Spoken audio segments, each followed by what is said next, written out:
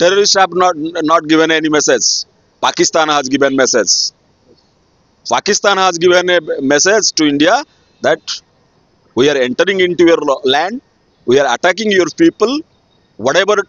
you have to do that. प्रधानमंत्री पछरे समग्र देश छिड़ा होइछि पाकिस्तान को त्रिखंड करंतु निरीह निरस्त्र पर्यटकों उपरे जेभଳି जघन्य बर्बरचित आक्रमण हला ताहाकू अनुभव करी होछि भाषा नाही वर्णना करिया पई समग्र देश छिड़ा होइछि जेतेबेले एटा आक्रमण एटा देश उपरे आक्रमण होइछि पाकिस्तान नो ये बर्बरचित कांड पाकिस्तान नो जो सेनाध्यक्ष आसिफ मुनीर 2 दिन तळु मध्य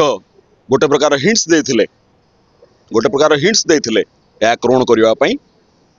तेणु पाकिस्तान ये बर्बरचित कांड निरीह निरस्त्र जो माने जाइचंती टिके बुलिवा पई निज पिला छुआ नै स्त्री आगे स्वामी को गुली करचंती पिला आगे बापा को गुली करचंती तेणु यह देश उपर आक्रमण बोली मु विचार करे पाकिस्तान वर्तमान ता इतिहास रे सबुठारु कठोर समय गति करुछि जो माने बेलुच अछंती बेलुच रो स्वाधीनता संग्रामी जो माने से माने पाकिस्तान ठारू अलगा करिया को अलगा हवा पई वर्तमान सबु बड़ कळ खटै सारलेनी पाकिस्तान से विव्रत तेणु से नजर हटेगा पई जो बेलुच प्रदेश वर्तमान जो अलगा हवा पई जाउछि से नजर हटेगा पई एभली कांड करिछि किंतु मन रखिया उचित जे भारत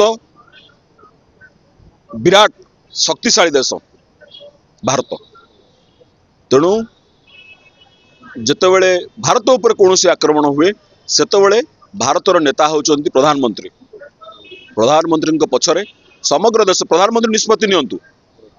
निष्पत्ति नबार किसी असुविधा नहीं प्रधानमंत्री पछरे समग्र देश छिड़ा होइछि पाकिस्तान को त्रिखंड करंतु बेलुच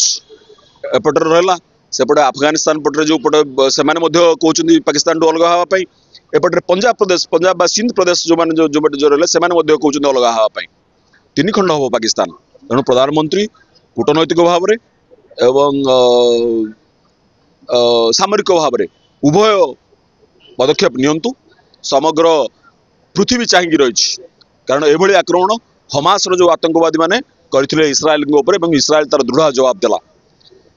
तेणु भारत ए पछे जावा उचित नुहे यह देश उपर आक्रमण एपरी बर्बरचित एपरी जघन्य एपरी कुत्सित आक्रमण को समग्र सबु भारतीय आज निंदा करुचंती एवं एथिपाई भाषा कम अनुभव अधिक प्रधानमंत्री चुप बसिया लोक नहंती से निश्चित भाव में किछि करिवे कि परवर्ती एक्शन नेबे कि देखंतु समग्र देश वर्तमान छिड़ा एक समग्र देश एक केही जेतेबेले पुलवामा आक्रमण भी हेतिला सेतेबेले समग्र देश एक हेतिला प्रधानमंत्री को कहितला जे आपण एक्शन नियंतु आपण आमर एटा भारत स्वाधीनता हवा पर ठारू आमर एटा होची संस्कार भारतीय संस्कार जेतेबेले देश उपर आक्रमण हुए सेतेबेले आमे राजनीति भूली जाऊ सेतेबेले आमे जाति भूली जाऊ सेतेबेले आमे धर्म भूली जाऊ सेतेबेले छिड़ा हो जे नेता तांको पछरे छिड़ा हो कारण से देश तांको नेता करछि प्रधानमंत्री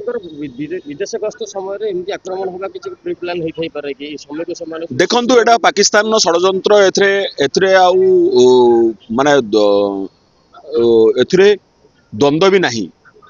यह पाकिस्तान नो एक षडयंत्र पाकिस्तान रो ए कांड ए बर्बर कांड तेणु से माने जतबेले पठाउचंती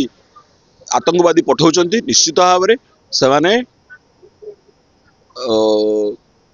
षडयंत्र करी पठाउचंती पाकिस्तान लोक माने खाइबा को न पाउथवा बेले तांका सरकार एही टाइप रो पदक्षेप जो नउचोती एटा कोन की मानसिकता तांकर सेना सरकार तांकर सेना चाहिछि Asif Munir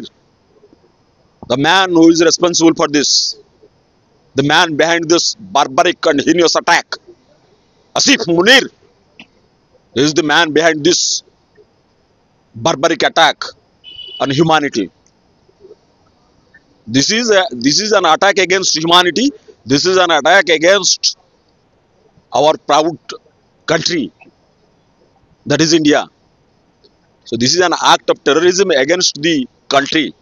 not against anyone, but against the country. that we consider. ओडिशाରୁ ମଧ୍ୟ ଜଣେ ଜଜରେ ଭୋଟ କରିଛନ୍ତି ତ ଆମେ ଚାହିଁବା କି ଯେ ଯେତେ ଶୀଘ୍ର ହବ ଆମର କିଛି ଟାଇପର ଆକ୍ସନ ନିଆ ओडिशारू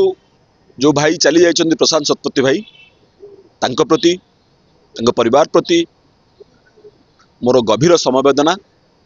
ए दुख समय रे आ मु कोन तुमको दे परिबी समवेदना बिना आउ किसी दे परिबिनी कारण स्त्री आगरे स्वामी मरची सी जेतेबेले रोपवे रे पुओ एवं माँ रोपवे रे जाइछन्ति एवं स्वामी परे जाइछन्ति स्वामी फेरुचन्ति स्त्री आगरे स्वामी को मुंड उपरे गुली आसी बाजी जहाँ से ओटीवी को साक्षात्कार दे फोन रे जहाँ कहतुले जे से पचारे आतंकवादी को आप देखिं कि ना मुझे आतंकवादी की देखनी किंतु मो स्वामी को मुंडरे आसी गुली बाजी मुंडरे बाजिला एवं मो स्वामी से टली पड़े एभली दुखद एभली जघन्य एभली बर्बर घटना जहाँ दोहले दब से आतंकवादी माने एक मेसेज देइचंती जे हम तुमको मारिलु तुम जाय के तुमको छड़ा हला इति पई तुम प्रधानमंत्री को जाय के मोदी को जाय के कथा कह No, it's terrorists have not given any message. Pakistan has given message. Pakistan has given a message to India that we are entering into your land, we are attacking your people. Whatever you have to do, do that. They have challenged us. They have challenged our sovereignty. They have challenged our territory. They have challenged our people. That's why they have challenged our Prime Minister of India. So it's a challenge of a state-sponsored terrorism, not terrorism alone. It's a state-sponsored terrorism. Words are not adequate to condemn this kind of incidents. Words are very, I'm short of words to condemn this kind of situations. So I honestly, I am with the